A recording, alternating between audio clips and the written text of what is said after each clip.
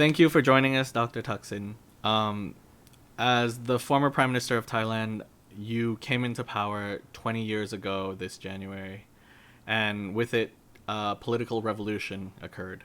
Many things have happened since 2001, some for the better, some for the worse, but without your touch on Thai politics, things might never have changed the way they have, and things might never have evolved the way they have. So we want to take the next maybe hour or so to look at your political legacy and your political history, if that's all right with you. Yeah, I don't know that we can say that it's a period of enlightenment of Thai politics. well, well, there were certainly certain things that were enlightened, and I would say many Yeah, people have you to thank for becoming politically awoken, becoming more aware of their political rights and things like that. And we'll touch on that as we go along. But let's rewind to the very beginning. So in the mid 1990s to the late 1990s, you were a successful businessman in Thailand.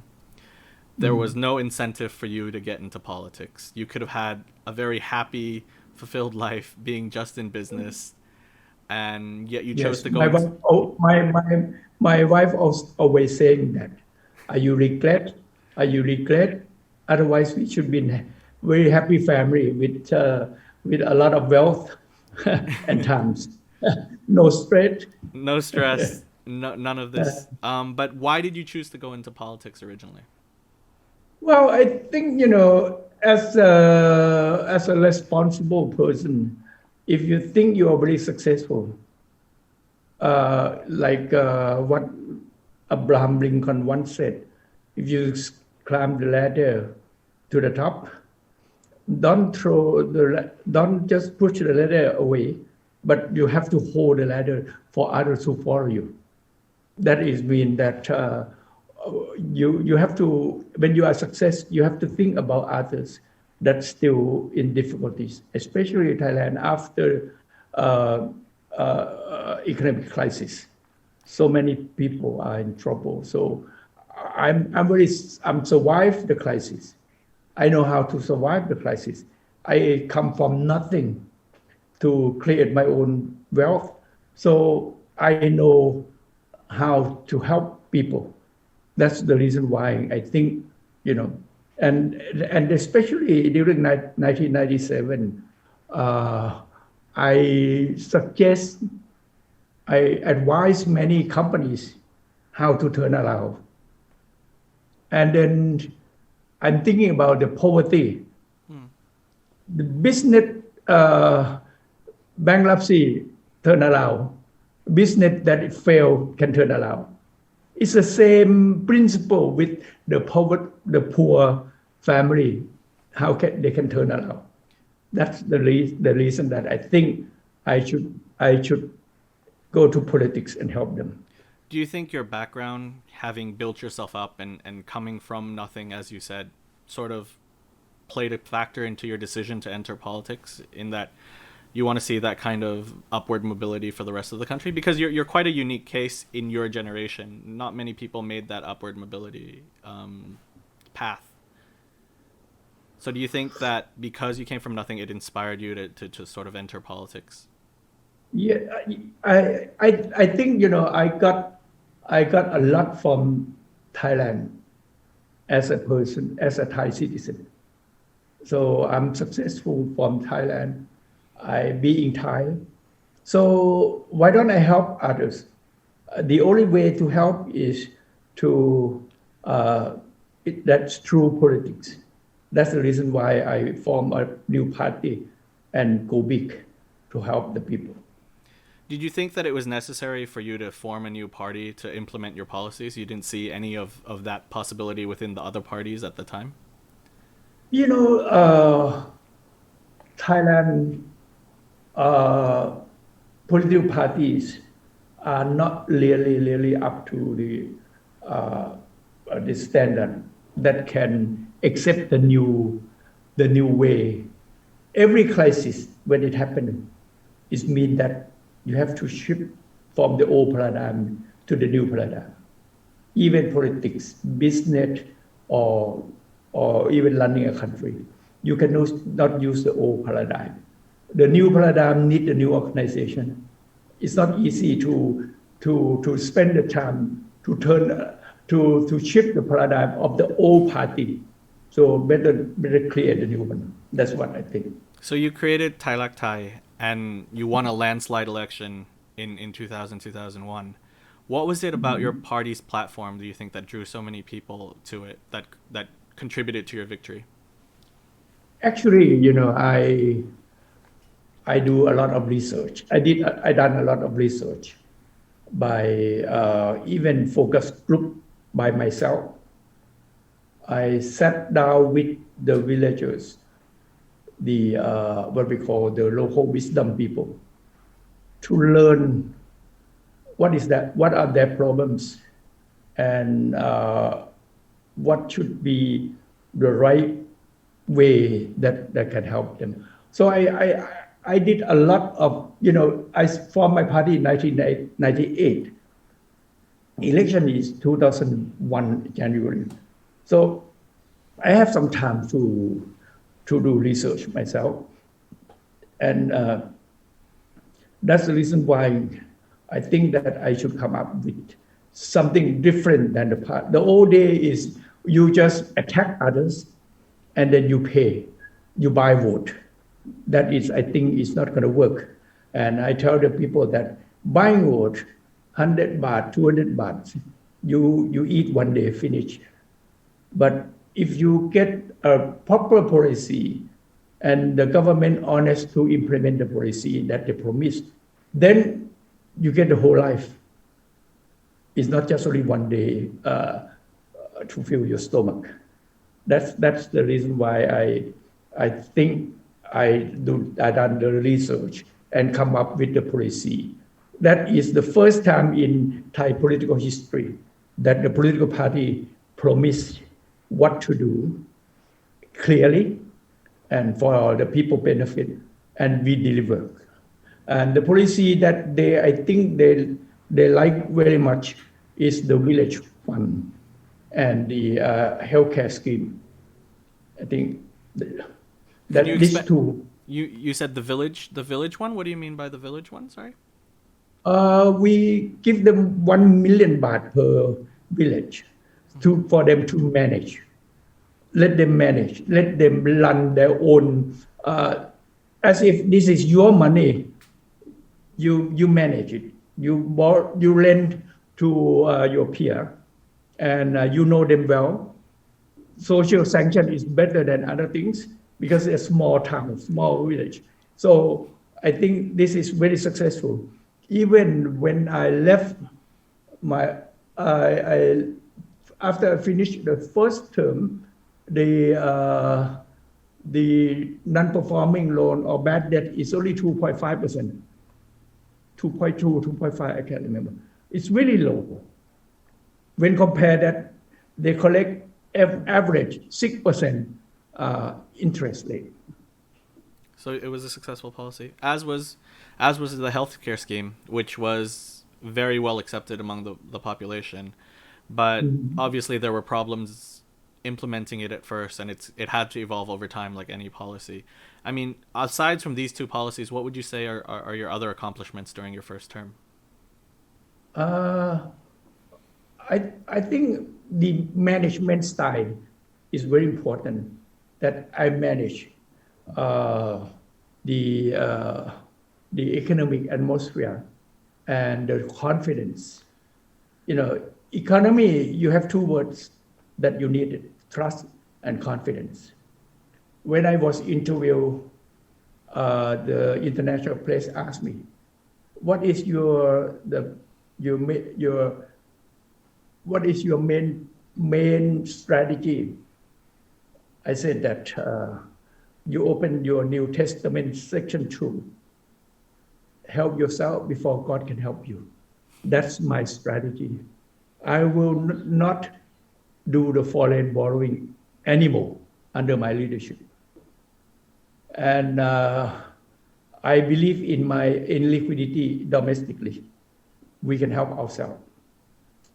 And that brings some confidence. And then I reduced the debt by paying back the debt, including the IMF. That's his management style. You know, every organization, you need a leader with strategy and management skill. You just not just being a legal leader. I said when I after I sworn in as the prime minister, I said that I will not just be a leader by legal, by law. I will be the leader that really lead the countries with leadership, with sacrifice. Right.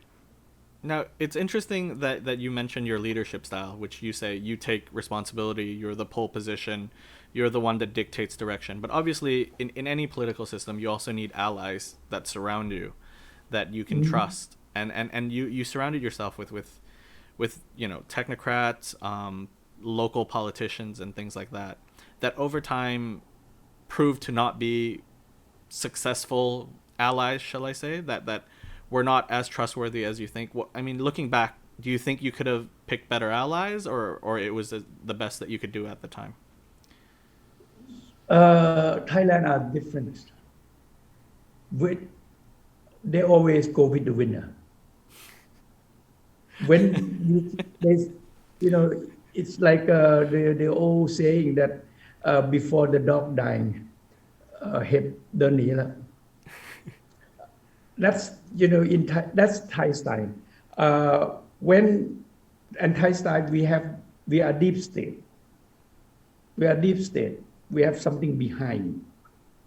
When you strong, you have no problem with ally. They're honest. They're working hard under your leadership. But whenever the deep state operate, that's something that you have to be careful, which I never know. I'm very naive because I grew up in Chiang Mai. I came to Bangkok for education, and after finish, I went to abroad and come back doing business. So I'm very naive to understand the deep state that much. And when I'm too strong, I know that, I'm very naive. I didn't know it before. Until I being deposed, I still don't believe that's gonna happen. I'm very naive. I'm confess that I'm naive. Were you disappointed when former allies or people that you thought you could trust, for example, political parties now that are in the ascendancies like Khun Wins, who left and joined the other side, that sort of betrayed your trust? Majority of politicians, they have to survive themselves.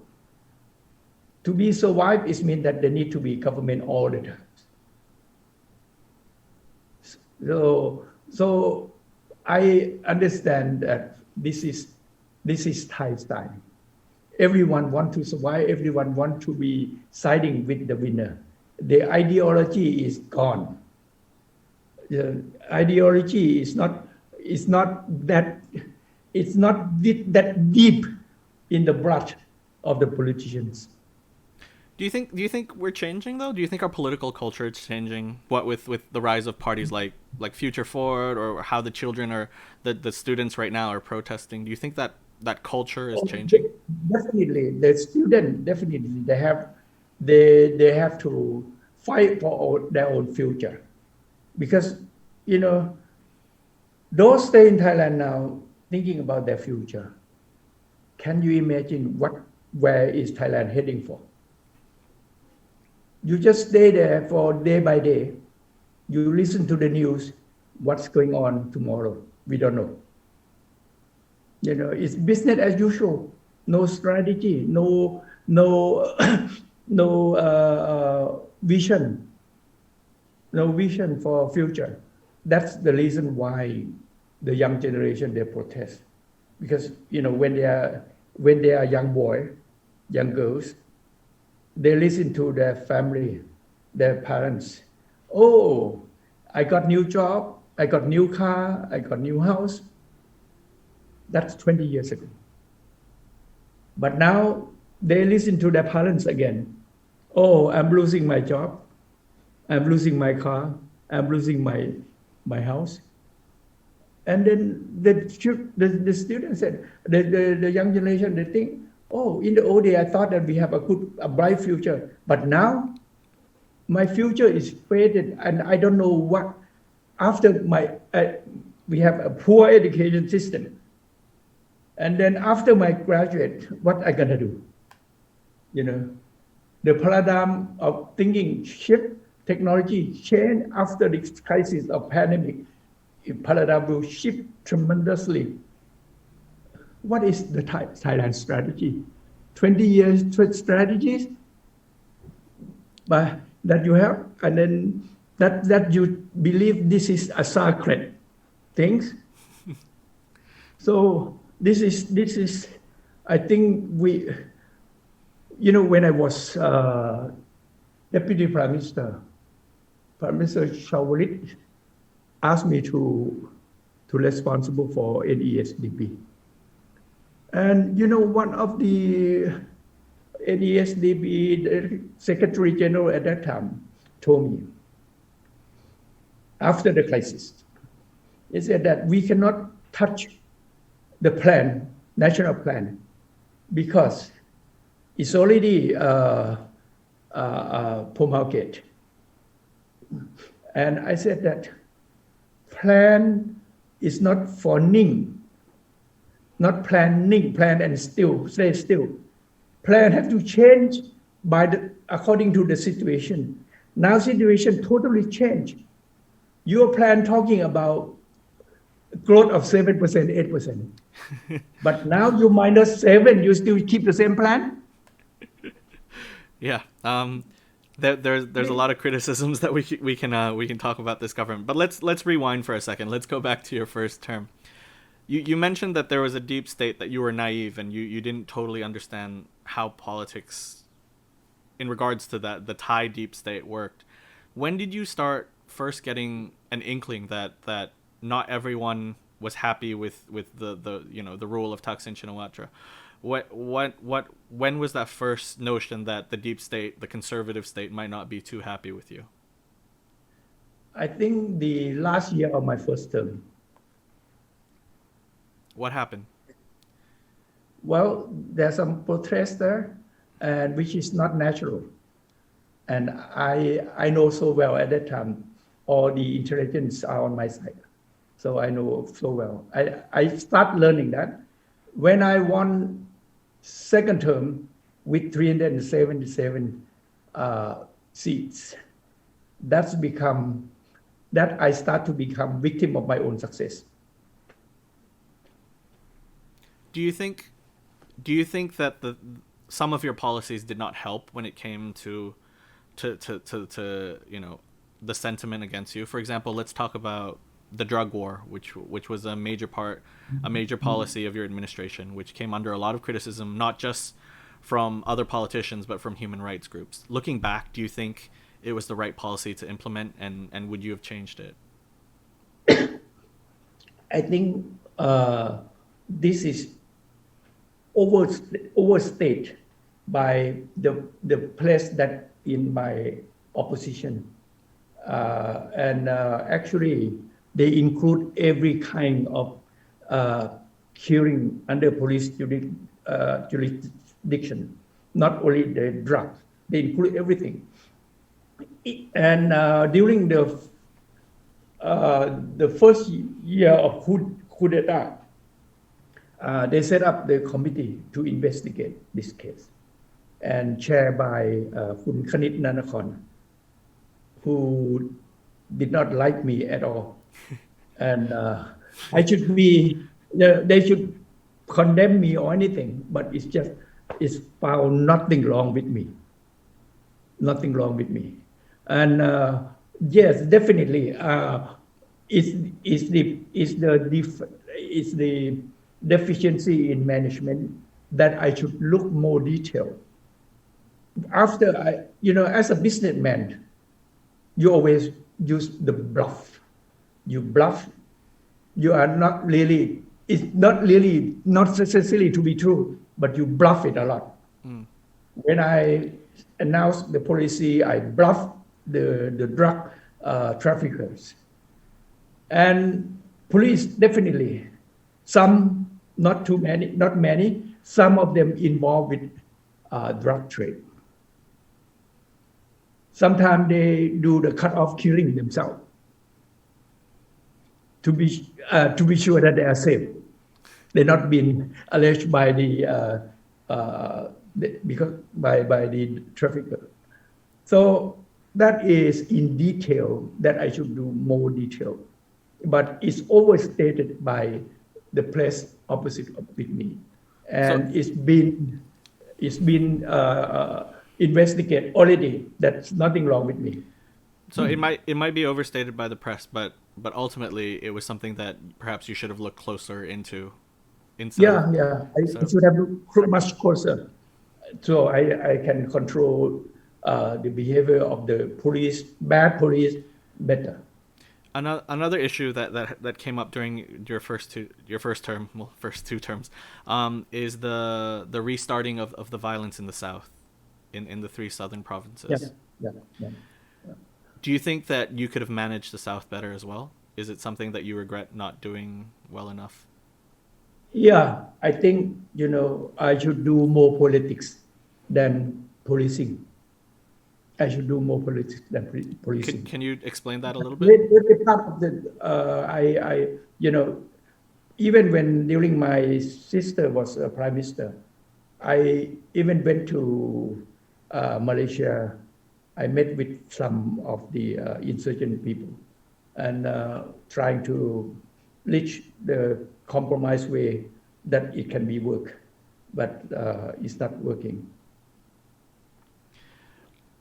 What would you have done different had if you get to relive your first term in terms of the South? Like what could have done that would have been better? Well, I think I should engage them with more dialogue than policing. Okay, let me wrap. You should have engaged them with more dialogue than policy.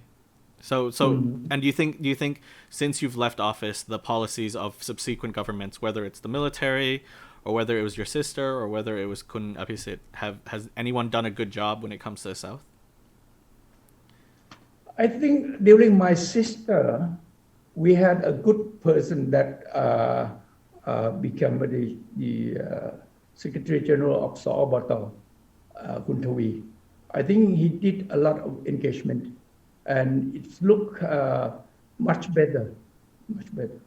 But sometimes it's not agreed by army, especially General Prayut. He's not agree of engagement at all.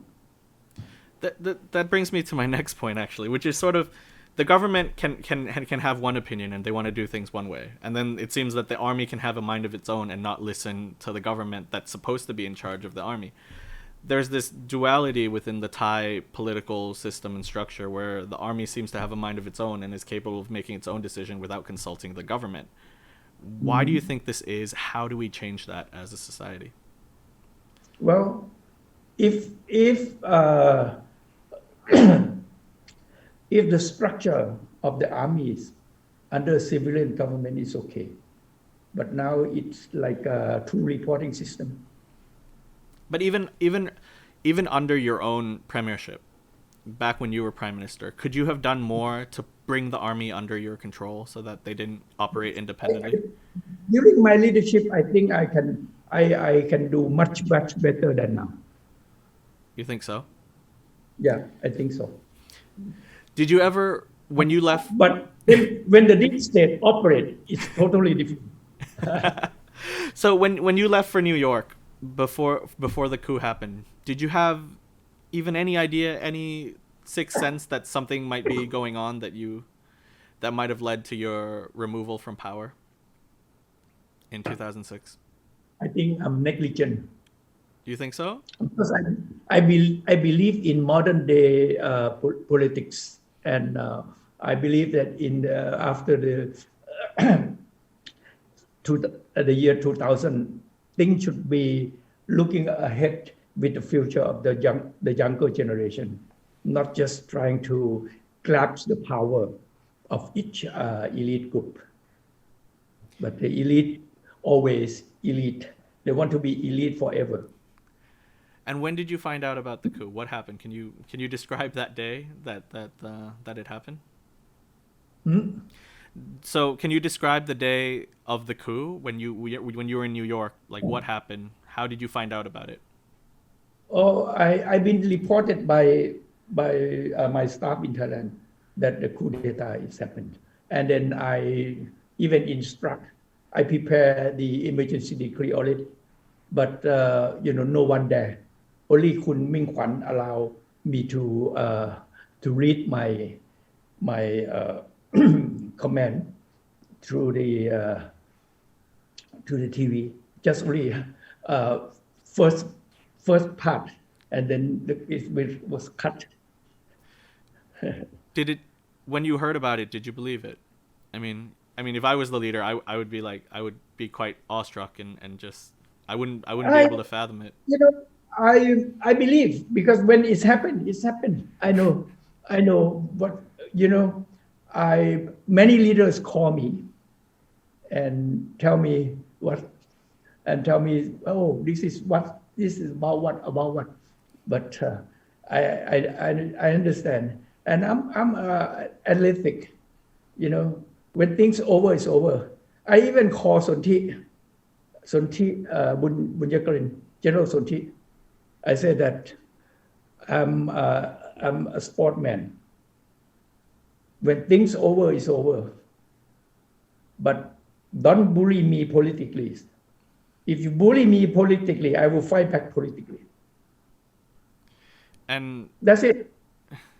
and so the I coup, yeah.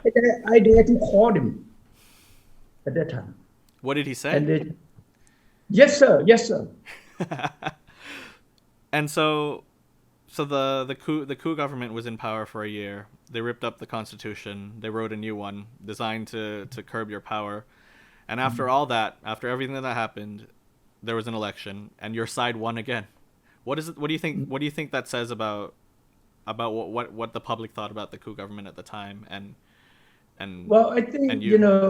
the majority of the people, they are happy during my time, and we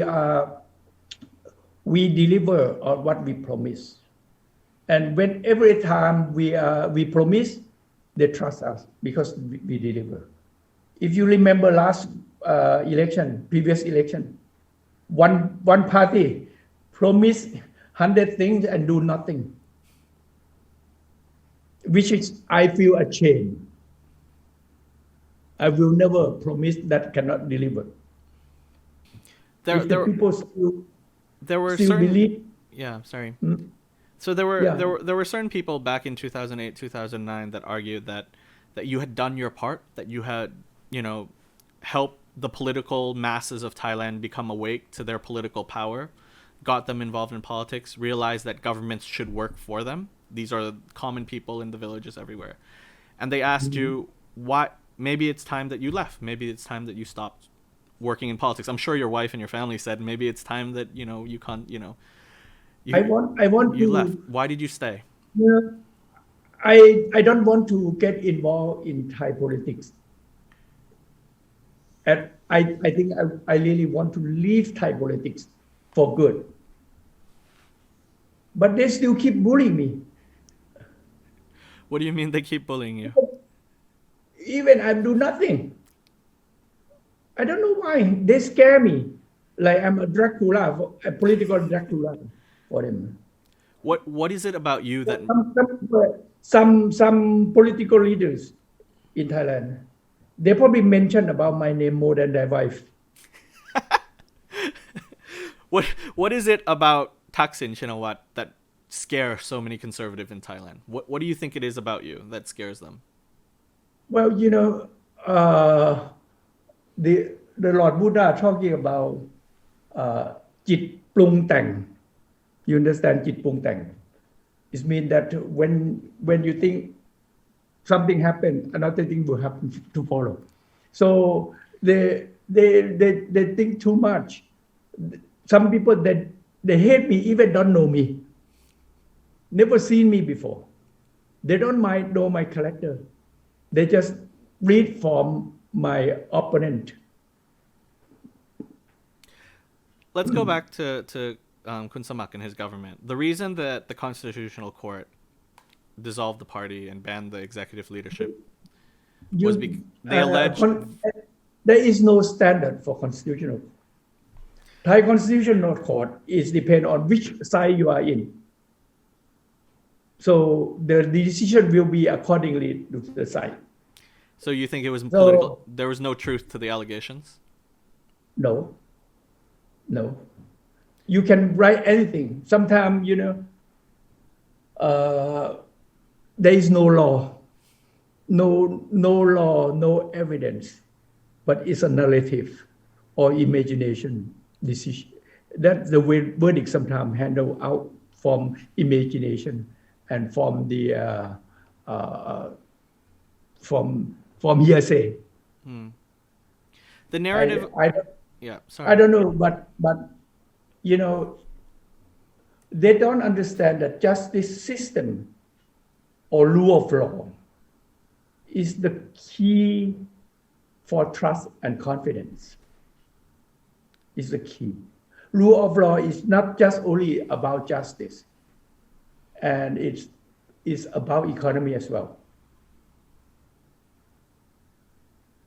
So the narrative. If you read Thaksins, you will understand the Nobel Prize laureate that rule of law is beyond justice system, beyond law. It's about economy as well. So if you don't care about economy, you don't need a good justice system. Well, the narrative against you, like you said, whether it was Thaksin 1, Thaksin 2, or Kun Samak or Kun Yingluck, is that these are corrupt governments that are ruining the country, that are hurting the country through corruptions. Like, what do you make of those allegations? Political parties or political powers always allege each other with corruption. It's the easiest way. And even this government, even Paw NCCC, come out and said that the money leaked about 300 billions already. You see? How is leaked? Where it's gone? How can they buy vote? Where they get money to buy vote? They have nothing except buying vote. This is a very simple allegation, and it's common everywhere in the world. I've been alleged one after another, but I can go every country except Thailand. Do you regret involving your sister in politics, given that she's now forced to live in exile as well? Well, good and bad. What's good? What's bad? She performed quite well, and she's very popular. Even now, she's still popular. And also, when she come to exile, instead of I'm staying alone, I have my sister stay with me. I'm not sure if she'll agree with you on that one.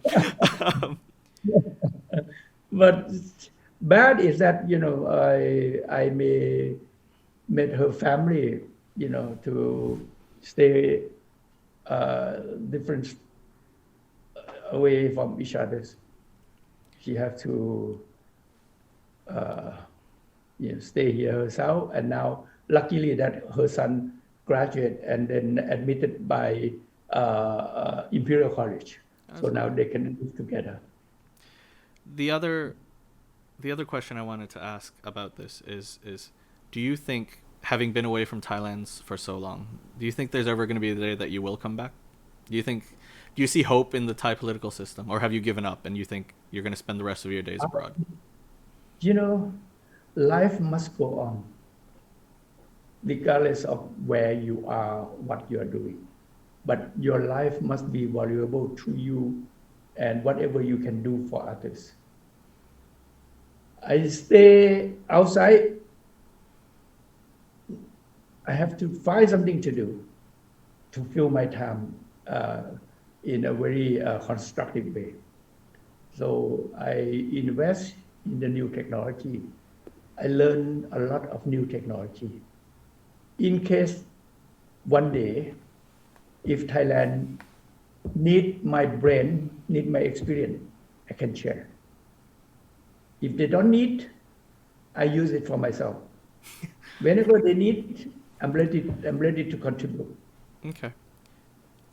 Looking at the party affiliated with you now in Pheu Thai and what happened in the last election, do you think the Thaksin brand is still strong? Do you think that your brand is still strong?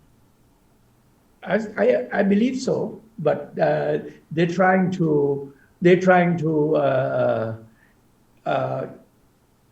reduce my my my brand by change the election system.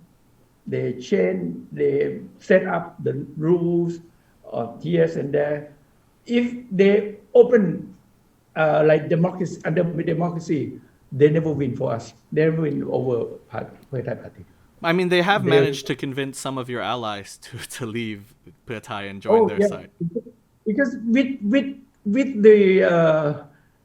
the what we call uh, the rules and the law in their favor, definitely they like I said that they want to go with the winners.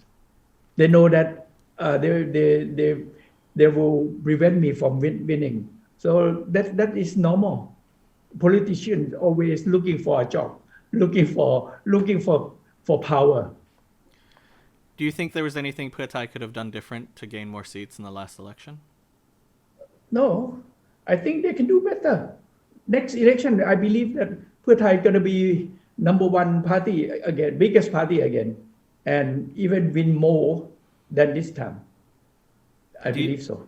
but do you think? Especially Yeah. when the old guard left, it means that you allow the leaf of the trees to be turned from the old trees to the old leaf to the new leaf, the fresh leaf. So maybe it's a blessing that some of these people left to join Palang Pracharat. You know, I every crisis always have opportunities. You don't look at crisis only risk. You have to look at crisis on the part of opportunities. The crisis consists of risk and opportunities. In China, Chinese they call Weiji. Weiji is comprised with two words. One word mean risk. One word mean opportunity. So I passed through millions of crises in my life. So I'm get used to. I'm get used to. Do you worry that younger Thais will not be okay? So there are a lot of people that voted for the first time in the last election, and people coming of age now who are protesting right now. These are people who are born in 1998, 1999, 2000, 2001, 2002. They never knew Thairak Thai. They never knew Thaksin Shinawatra, the prime minister. They only know of Thaksin as this person who lives far away who has a party. So they're obviously attracted to someone closer, like Kun Thanathorn and Future Forward. And you see a close relationship between the protesters and Future Forward. Do you worry that Pheu Thai is not evolving fast enough to get these younger voters who are out there on the streets now? You know, in 1998, after I formed my party, I read an article, U.S. article, talking about center, left, center, right, left, right, and they said that after the Berlin Wall, the ideology has faded. So the division of the ideology is faded. The voter looking for charisma of leadership. You have to admit that Pheu Thai has not found a proper leadership that have a good charisma yet at last election. But I don't know that Pheu Thai can find someone with a good charisma leadership for next election. Thanathorn has better charisma and leadership at that time. And the young generation, they know nothing on a type of parties, but they know, oh, this is new party, fresh, come in with good charisma. That is something that Kun Thanathorn quite successful at that time. But next time, I don't know, Pheu Thai need to adapt themselves for sure in terms of ideology, policy, or even their leadership. So I think that is should be the way. so. The big challenge for you now, for Pheu Thai now going forward to the next election, is finding a leader that inspires people. Yeah. Do you think this leader should be independent, who should be seen as having some distance from you? Not necessarily. Everyone can share ideas, but not influence. The ideas can be shared. Like you invite someone to give a speech in the party, so you can, oh, you think this idea is good, you can use it. If this is not good, you don't have to use it. That is normal. Okay. So I've mentioned that there are a lot of student protesters now on the streets who barely remember your rule. But if you had to write your own history book, and if you had to write about your own legacy, what would it be? How does Thaksin Shinawatra want to be remembered in Thai political history books, or just history books in general? What is the contributing factor to your legacy, and what do you want that legacy to be? Well, I really want the people to understand that I've come to politics voluntarily, not professionally, voluntarily. And then I come because I love the country, I love the people, and I have I accumulate vast experience that I want to share and help the people in the country. That's my total commitment. And the legacy should be the way that I handle the situation in every time by caring of people, caring of the dignity of the country. If you look at every step that I make decision in a crucial, in a critical situation, like paying debt to IMF, I handle SARS, even through I handled the situation in Cambodia when the Thai embassy was burned down.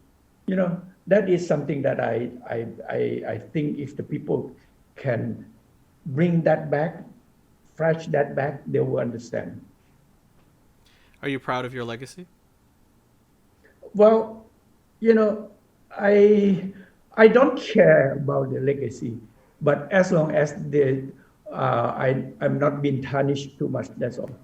But when you do something for the country, you don't expect any return.